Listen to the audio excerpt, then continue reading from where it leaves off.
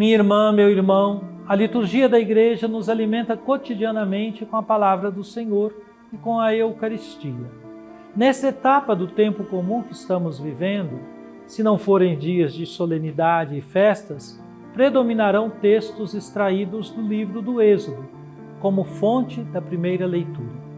Lembre-se de que o livro do Êxodo é um dos textos centrais do Antigo Testamento, relatando a opressão do povo de Israel no Egito e sua libertação liderada por Moisés. Nele se relata a Páscoa dos Hebreus, a aliança de Deus com seu povo no Monte Sinai e os mandamentos para a vida na Terra Prometida. Faz muito bem para a espiritualidade cristã conhecer, meditar e rezar estes textos. Vamos percorrer o caminho do Êxodo, dispostos a crescer na fé e na confiança em Deus. Rezemos antes. Trindade Santa, Pai, Filho e Espírito Santo, vós vos revelastes Deus da palavra, quiseste dialogar com a humanidade de modo especial por Jesus, o Verbo encarnado. Queremos escutar, acolher e meditar vossa palavra. Derramai em nós o espírito de amor. Concedei-nos um coração que escuta, pondera, discerne e escolhe em conformidade com vossa santa vontade. Enchei-nos do ardor missionário para dar testemunho da luz, a verdadeira luz, Jesus Cristo, luz dos povos. Fazei de nós servidores do vosso reino e operários da fraternidade. E deixai a Senhora Auxiliadora nos acompanhar nos caminhos dessa história, inspirando-nos o cuidado pela vida e a promoção da paz. Assim seja. Amém.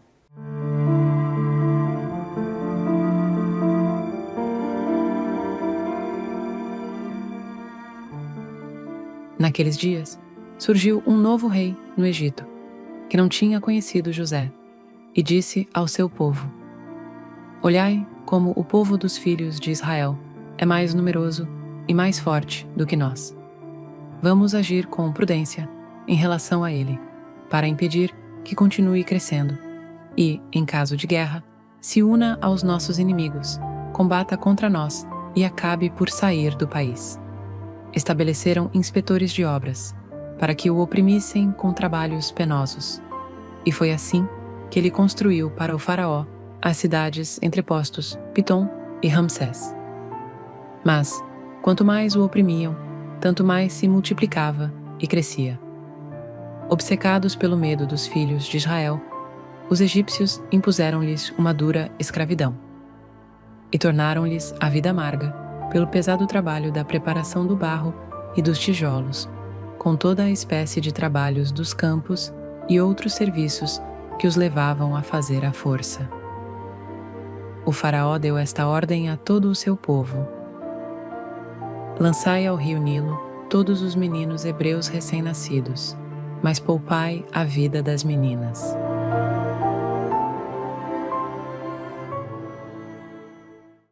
Minha irmã, meu irmão, hoje é segunda-feira da 15ª semana do Tempo Comum.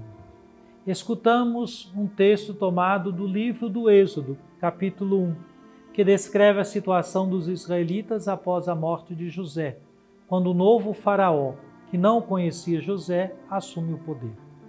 A passagem de hoje, Êxodo 1, versículos 8 a 14 e o versículo 22, revela a mudança drástica na relação entre os egípcios e os hebreus, transformando um povo outrora bem visto em escravos oprimidos. Com medo do crescimento populacional e do poder dos israelitas, o faraó impõe um regime de trabalho forçado e cruel, buscando controlar e subjugar o povo. Além disso, a ordem de lançar no Nilo todos os meninos hebreus recém-nascidos demonstra o desespero e a crueldade do faraó, que tenta interromper o crescimento da população hebraica por meio de um genocídio infantil. A narrativa apresenta um cenário sombrio marcado pela opressão e pela exploração do povo hebreu. O novo faraó, ignorando a contribuição de José e seus descendentes, decide escravizar os israelitas, temendo sua crescente influência. Essa mudança política reflete a realidade de regimes autoritários que, ao longo da história, reagem com violência diante de minorias que prosperam. Teologicamente, o texto denuncia a injustiça social e o abuso de poder. A opressão dos hebreus não é apenas um ato político, mas também uma afronta contra a dignidade humana e os propósitos de Deus.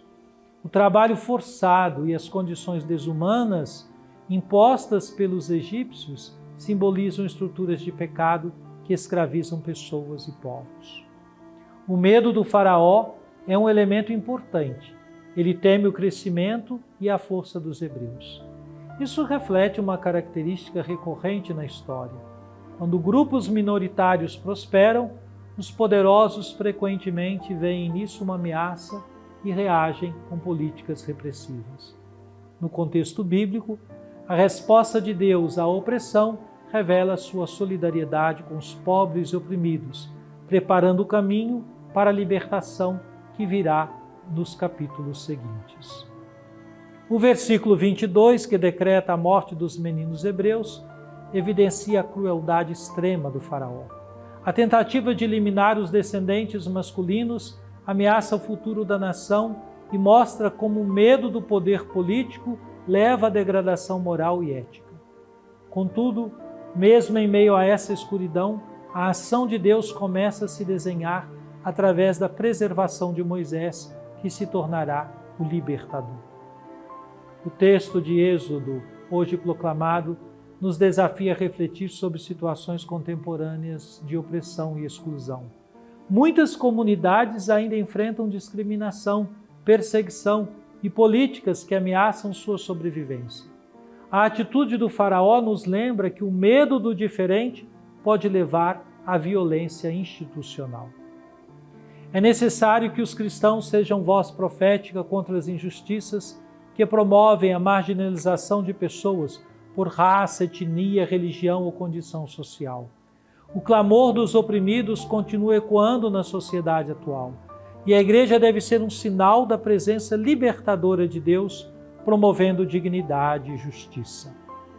Além disso, a tentativa de eliminar os filhos hebreus convida a Igreja a refletir sobre a proteção das crianças e jovens em contextos de vulnerabilidade.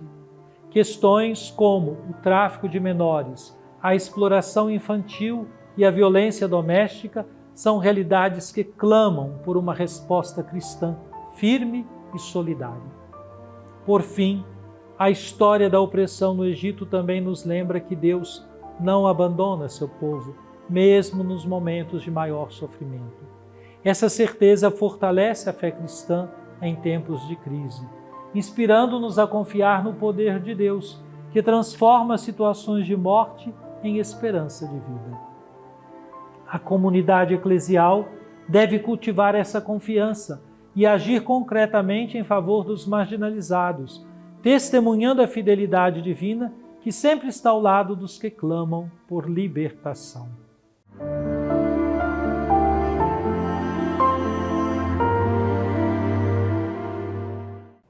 Oremos.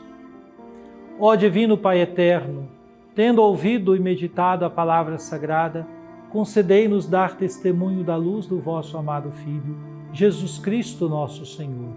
Ele que vive e reina convosco na unidade do Espírito Santo. Amém. Venha sobre você, minha irmã, você, meu irmão, sobre sua família e sua comunidade, a bênção de Deus, Pai, Filho e Espírito Santo. Amém.